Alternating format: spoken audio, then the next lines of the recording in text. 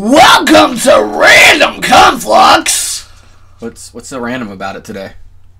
We're going into a time machine to go back to the 80s. The 80s? 90s. Oh, the 90s. 90s okay. more. Yeah, we don't have enough batteries in our time machine to go as far as the 80s, but we can go to the 90s here. So, everybody jump into your time machine and let's reminisce about the 90s. Go. The 1890s or the 1990s? The 1990s. Okay. I'm Zach. And I'm John. And as the introductions have been said, this is Random Conflux, and this is a topic video about nostalgia in the 90s. Yeah, we were 90s kids growing up, 90s, early 2000s, so we thought we'd talk a little bit about We were both born in the late 80s. Mm-hmm. Yeah. Grew up in the 90s, so a lot of that old stuff, Yeah. So, more or less, we have a lot of, 90s programs, cartoons, live action, that inspired us to do what we do today, wouldn't you say? Yeah. Some old 90s anime, TV shows, things like that. Yeah, because for those that don't know, and right now there's only a handful of people that do know, so those that are actually listening to this now, you count yourself as being told or warned that Random Conflux is technically by the same people that are going to do Inferno Dragoon production, which is, it's kind of something that's been in the works for a while now. It's just trying to get some butts in the gears and get things progressing. But when you're on a low income or a fixed income and you're not really getting a lot, and a lot of this is coming out of your own pockets, it's kind of hard to motivate people to get crap going. Yeah. You gotta kind of put foots to booties, and, well, we all know how that works. Yeah. But yeah, back on topic though. What are some old shows that you like? I mean, it's obvious we like Power Rangers and a lot of those ones. Power Rangers, Transformers was a good one. Yeah, that was more late 80s, but it was on in the 90s. They had reruns. Beast Wars was awesome. Beast Wars, but the one that I was talking about was Transformers, Robots in Disguise. Yeah, that was cool. Where Optimus Prime was the fire engine and Ultra Menace was the semi-truck. That was early 2000s, but I know what you're talking about. That was late 90s, early 2000s. Okay. That was around 1999 to about 2001, because they had 2 more seasons that fit with that. I'm not as familiar with that one, but I follow the ones that were on Cartoon Network, and I watched not Beast Morphers, but that started on Fox Kids, and then it went to the middle of the second season went to Cartoon Network. Yeah, some stuff I was able to watch on Fox. And then the third season went to Cartoon Network. Some stuff I was able to watch on Fox, but here's the thing, though. I started out with one of those TV antennas that you put on the roof, and we had that, and I got Fox, but it was fuzzy, and then we switched over to satellite, but the satellite didn't have local channels. So the only way I could watch Fox was either really early in the morning, or if it was raining, with a pair of bunny ears. And that was with Fox, that was with Kids WB, all that stuff. I could only watch early in the morning with a pair of bunny ears. I kind of count myself blessed after hearing that, because ever since I was 5, I've had a TV and cable in my room. Yeah. Now that said, I did watch stuff on Cartoon Network. I watched stuff on satellite channels, but another show, Are You Afraid of the Dark? That was good. One of my favorite shows back when I was younger.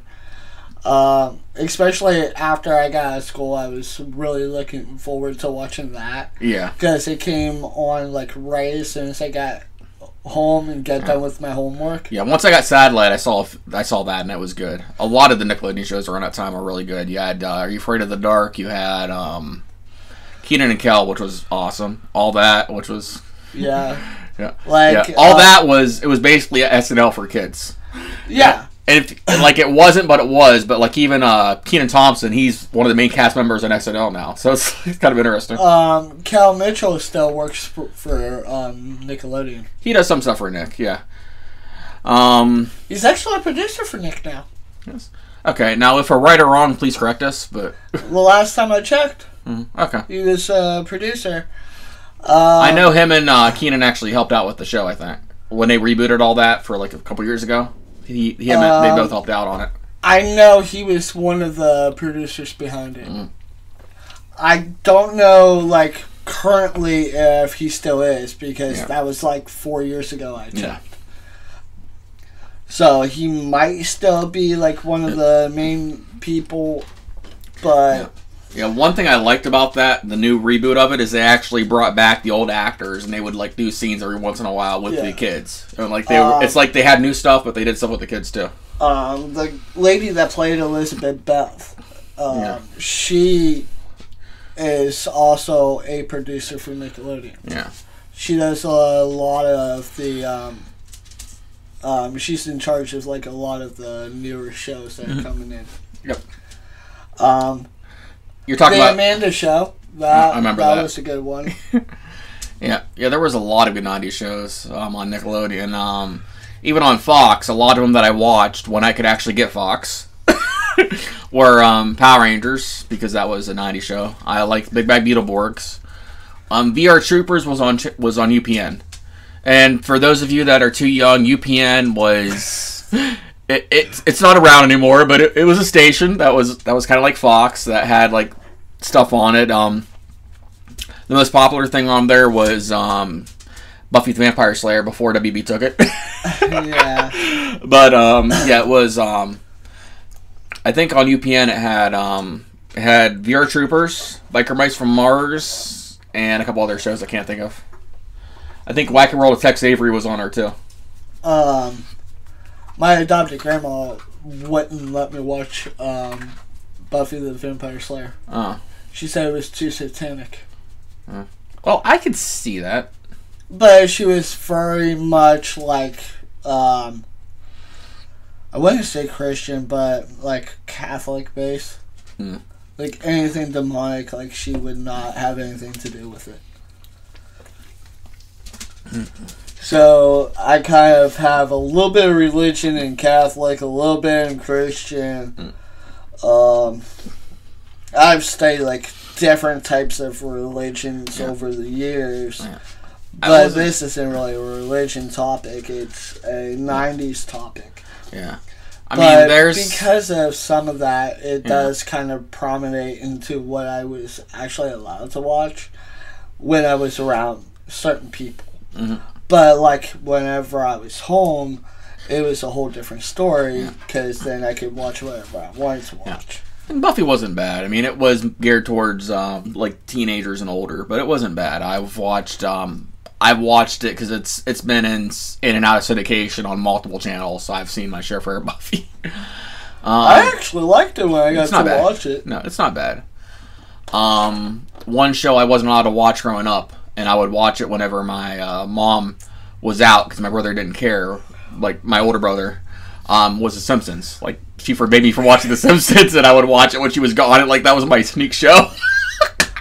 Speaking of Simpsons, like that's been the longest running cartoon show. Yeah. I believe in history. Close to it. I mean, there might be one or two other ones. Well, original. No, like, reboots or anything like that. It's either that or Doraemon if you count anime, because Doraemon's been around almost as long. Well, Doraemon also had other spin-offs. Yeah, but just consistent shows. And then I mean, like, one original show that goes over, like, so many seasons. Yep. Now, if you're talking just the longest children's show, at one time, I think it's been topped since then, but Mr. Rogers' Neighborhood, which was also, it was from 60s up until early 2000s when he retired. And it was Sesame Street's actually the longest. I think Sesame Street's the longest now, but I think at one time it was Mr. Rogers. I can check. Yeah, you're right about it being Sesame Street now, though. It's been around forever, too. Oh, grab the wrong... Where is my mouse?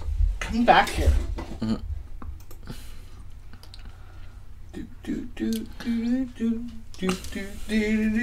I'll just look it on my phone since we... Okay. A little bit quicker that way.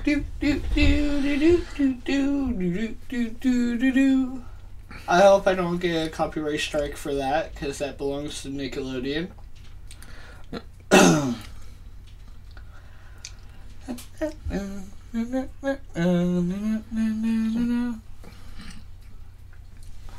Okay, not animated, I always want children's. Kids shows ranked, there we go.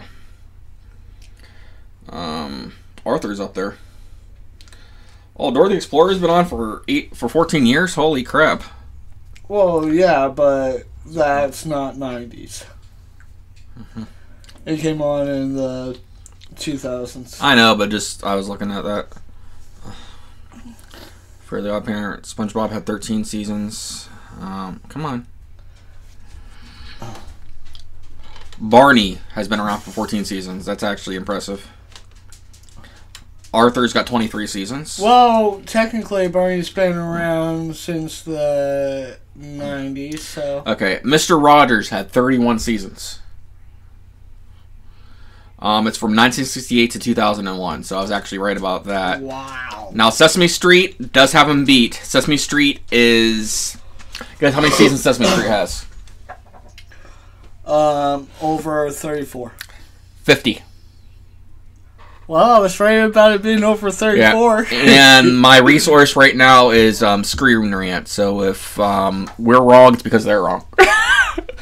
I looked it up, and that was the first thing. Well, Screen Rant is usually very on the ball with information like that. Yeah, like, I trust Screen Rant before I trust Wikipedia. Yeah. Let's see. What other shows do I like to watch? I forget what it's called, but you remember the one where the football player was like a reincarnation of King Arthur, and he got sent back in time to be King Arthur? And like him and his like football buddies were the Knights of the Round Table.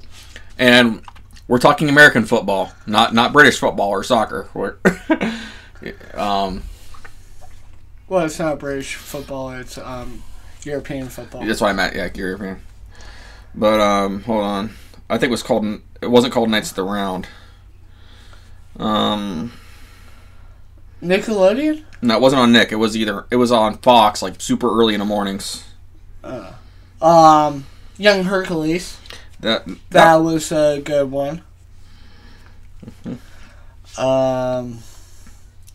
There was a live action series of Teenage Mutant Ninja Turtles.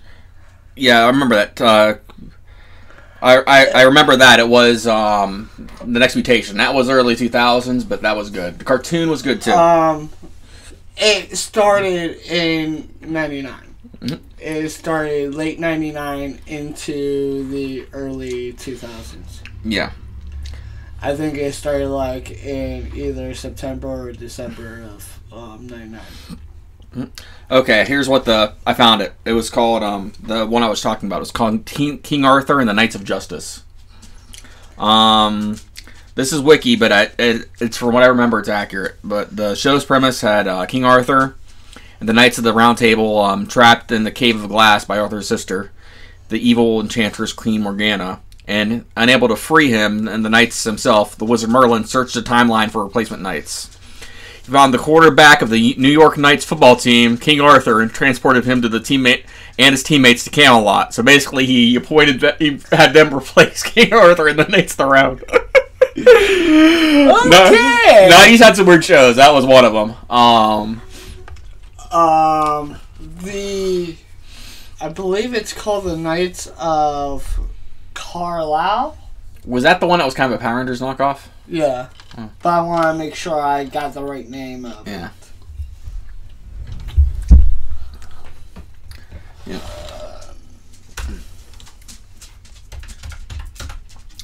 Yeah. Now, if you're looking for 90s shows, a surprisingly good place to look is Tubi. Netflix has some, but Tubi, holy crap! There's like, hey, Dougie. What do you have to say about 90s shows, huh, Bae? He wasn't born in the 90s. We don't know that. I'm pretty sure I do. Bear with me. I could pause this, but I'm not going to. But, there is, I'm trying to think of other ones. Maybe I actually will pause this. My brother just confirmed it's the Mystic Knights of Tirnog. Or Tirnanog. It's Tirnanog. That's a weird name to say it. Yeah, it's a weird show anyways. There was I don't know what Saban was thinking when he put that together. It was, there was a lot of Power Rangers knockoffs. Not all of them were Saban. There was, you remember the Super Samurai Cyber... No, that was actually... That one was, yeah. That one was. That was Saban. Fury Troopers was Saban. Beetleborgs was Saban. Beetleborgs was Saban. Kamen Rider was Saban. Mm-hmm.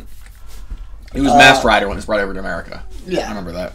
And because of it having a lackluster performance, like it didn't do well rating-wise, he hasn't really brought over another Kamen Rider. But watch the Japanese one. The Japanese one's awesome. Technically there is... I think there was one other one, wasn't it? But it was actually called Kamen Rider. Yeah. That was before Masked Rider. Okay. Now there's another one that wasn't Saban. It was actually Deke. Super Samurai Cyber Squad.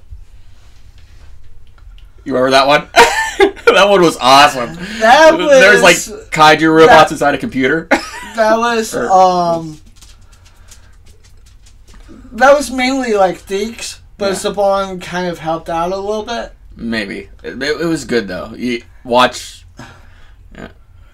It was still licensed by Toei.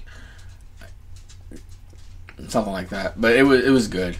Now something interesting. The Digimon. That was another Saban classic. Yeah. Something interesting about the Superhuman Samurai Cyber Squad thing. It was obviously another show in Japan, right? But to honor the English show, sometimes they'll put 4 S's in front of their logo whenever they do something new with it. It's kind of interesting. Why? Just kind of like an honor thing, because it was 4 S's for the American show. They'll do like that as like a homage to it.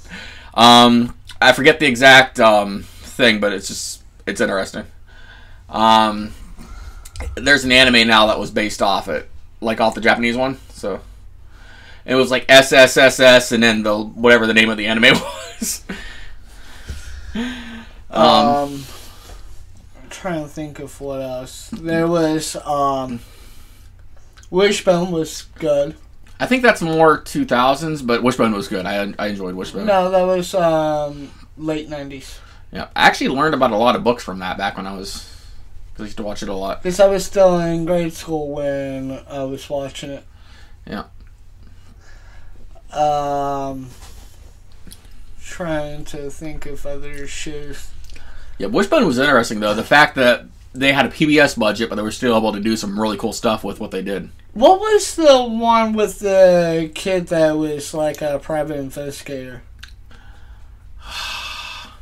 It's literally the catalyst for investigators. But it was it was called something else. I can't think of it, but if you guys have any ideas in the comments, please tell us. Also, for any of you guys that are probably as old as we are watching this, because I've checked the demographic, and most of the people watching this, by the way, aren't subscribed. We got like over 100 and some new viewers and like 13 subscribers that aren't like regular viewers. Hey, how about pressing that big red button that says subscribe on it? Make it, gray it out. Hit that little bell notification, and you'll see when we drop another. What are you playing with? A little Allen wrench, and I dropped it. Can you not lose Allen wrenches? Well, but Allen will find them. They're his wrenches. Well, I don't need Allen to take his wrenches back. I need those. Anyways, just hit that bell, subscribe, because it actually helps you guys as much as it helps us. Like the video, because that also helps us in the algorithm to make sure that the videos that you actually like get put into an algorithm in a category. Like, say you like 5 shows that have to do with entertainment, or 5 shows that have to do with gaming. And then the more you like those types of genres, the more those genres can help find your inbox. And the more you like a certain person's channel, the more that channel's feed's going to go into your recommendations as well. But if you don't like the content, you can actually just shut those off after a while by just going into your settings and saying, no, don't send me notifications for this anymore. Oh, another 90s show I watched a lot of, and actually have been rewatching it. The 90s Superman show, Lois and Clark. Live action Superman. That was on ABC. I actually didn't like that. You didn't like it? I thought it was very boring. I liked it, but it's more about the romance between Superman and Lois than it is about the action. Like, it's a romance show first, it's a Superman show second. And I can see how that'd be boring for a kid, plus I know you're not really as into stuff like that. Well, it's not just that. It's like... Okay, I think what broke it for me was I learned special effects when I was young, and while that show was just coming out. Yeah. So I knew how it was done, and it was done very poorly. And it's this could have been better. You see, this is where me and him disagree. I actually really like that show, and I recommend it. He does not, so I give it a thumbs up. He gives it a thumbs down. Well, look at Lois and Clark, and then look at Superman and Lois. I still need to watch that, actually. And you can tell the difference on how special effects were back then compared to what they are now. Here's the thing, though. I actually like some of the old practical effects because of how cheesy they are. Like, even if you take old Power Rangers. If you watch it today, how cheesy is it? Okay, I still like it, but it's still... I get it. You kind of see the ripcords and stuff like that. I kind of get it, but... There's certain something to it. Plus, certain things popped more back then than it does now. Yeah, another thing too is a lot of the practical effects weren't meant for HD. So when you watch them now, with remastered quality, it ruins some of the illusion. Do you know that Saban actually put a gradient over my Morphin Power Rangers so it fit more to the timeline and video quality of Super Ranger? I didn't know that. Yeah, that's interesting. He manually edited he had someone manually fade out the coloring for that show. Oh, that's cool. So it fit, the background, the actual set, fit a lot more to the actual Japanese footage. Oh, that's interesting. Because that show was done a few years before Power Rangers came to America. Yeah. Yep, and I've said it before with Power Rangers. Watch the original Zoo Ranger. It's actually interesting. There's some darker tones with it. Rita, the physical Rita, she was is literally a Japanese Rita dubbed over. In Japan it was Mandora, and she was a lot more sadistic.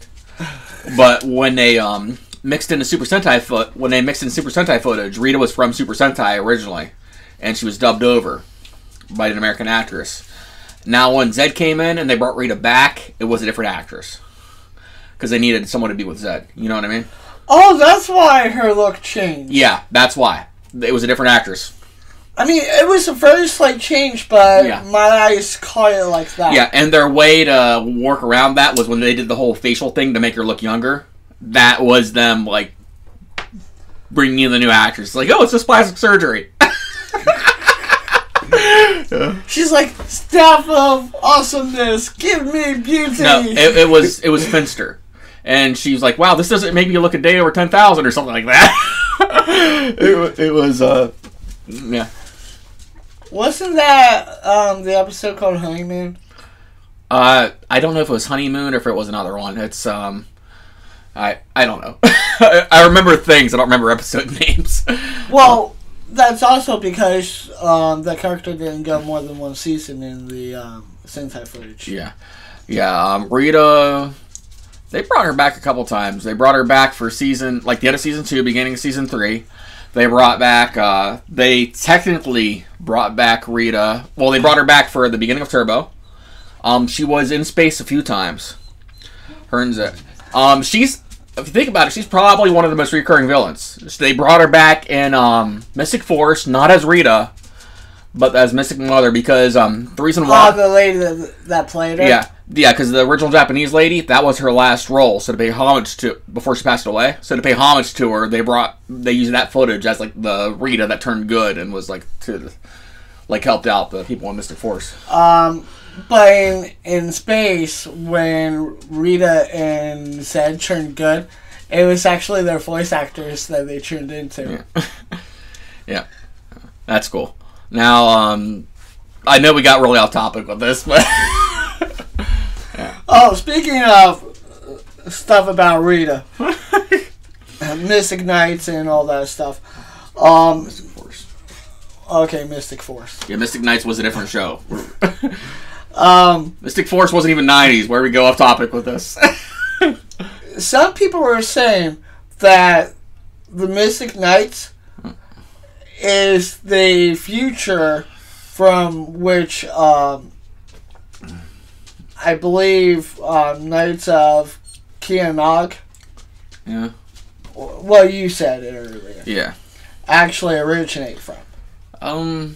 I'd have to watch it to find out. Haven't really seen that show. I know of it, but I've never watched it. Well, there's someone that actually explains it a heck of a lot better than I do. So, you guys just go on YouTube. Obviously, if you're watching this, you're already on YouTube. So go to the search bar and just type in relationship between Knights of Terranog and Mystic Force. Mystic Force. And I think it should be the first video to pop up. Mm-hmm. But the guy that does that video does it very well. He explains it very well. He shows a lot of the similarities for one. Mm-hmm. He shows how each Mystic Guardian could possibly be related to one of the knights. Mm-hmm. And, like, he's got a whole thing. You just gotta go watch it. It really is very interesting. Yeah. Still haven't found out what that one show is. Which one? Where the kid's like a private investigator, and he goes around like to the school or like a library to try to find either like a lost book or keys or something. Yeah. Not the same, not the show you're talking about, but one along that vein. You remember Ghost Rider? Mm-hmm. That was a good show.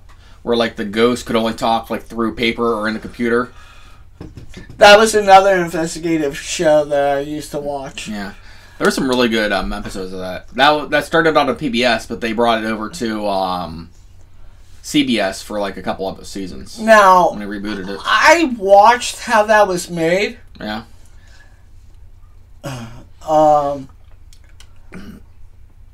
When you see the Spirit typing,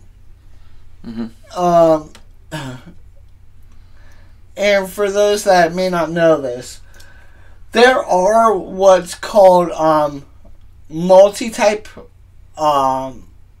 computers. Not computers, multi-type typewriters. But when they upscaled it to doing the compute, where the ghost was typing on the computer in the second season, they did a better job with it.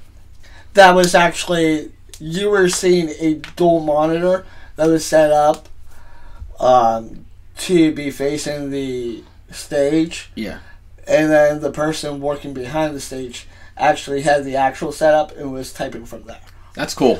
But when easy to do now, but back then it was a little more complicated. Oh hell, I could do that now. Yeah. But back then it was a special typewriter that had a copy feature on it, where two typewriters being plugged in would copy each other's key bindings. And for those that don't know, back in, I would say, early 80s to the mid 80s, newspapers actually started using this method and got rid of the old presses at the time. And it could be one writer to 5 different typewriters. And they can use one typewriter and basically make like 5 editions of that paper. So that's one of the tools that they used on set of Ghostwriter. Yep. But yeah, we'll probably do more of this because we can go on and on about old shows like this. But I think we should wrap it up there. We're going on, 30 minutes now? Yeah. Yeah. But I get to say when we're done. Well, with that being said, he does make a very good point. The show's been going on for a while, and thank you for listening to us ramble. And we would love to ramble about this topic a little bit more, even maybe with Matt next time. Yeah. But we just got a lot of ideas, and sometimes Matt's not always available. And there's some topics we want to do with him because he can put really good input with it too. And it's just when we're doing this ourselves. For instance, kind of a hint towards the future, we have plans for Godzilla, and Matt is very close to being an expert at that. Let's just call him a Godzilla freak. Yeah, he knows a lot, so he's going to be the main person in that video. But I don't know when we'll do that, but it'll be coming soon. Like, I don't know that much about Godzilla. I'm going to say that right now. I mean, but he's an expert. He can tell you a lot of things about it. I mean, I know some things. Like, I'm not completely oblivious about what Godzilla is. Yeah. But there's things that he even outdoes me in. Oh, yeah, he puts me to shame in that completely. Yeah. Like, Power Rangers, we're all more or less equal, but with Godzilla, he knows his stuff. But, yeah, back to that. Like, subscribe, give a comment down below if you want to add your 2 cents to anything we discussed about in this topic, especially like tell us your favorite shows back in the 90s. Hey, if everybody gave us 2 cents, we would be rich. No, we'd have about $6. $6. Okay, well, we'll give more than just your 2 cents. Nah, just tell us in the comments down below what you think your favorite shows from the 90s were. Some of the programming, like Nickelodeon, as well as Cartoon Network, are bringing some of those 90s shows back. You can see a good bit of them on Netflix, as well as Hulu, Tubi, HBO Max. They're on a lot of different streaming services. Matter of fact, you can watch a lot of them free here on YouTube. Mm-hmm. And all you have to do is just go and look for them. Yeah. All because they're off of cable doesn't mean that they're gone forever. So with the dog on my lap and just, giving you some basic last minute information about like what to do, just, do my dog a favor, comment down below that you love puppies and you love puppies and old 90s shows. And hit that like button if you like the video. Dislike it if we are completely out of our minds and you hate our content. And with that being said, hit the subscribe button, show it who's boss, and ring that bell notification. And we'll see you next time. Same bad time, same bad channel. Wait, what? Yeah, something like that. Say bye, Poochie. Bye, Poochie. Okay. Say bye, Vegeta. Bye, Vegeta. All right.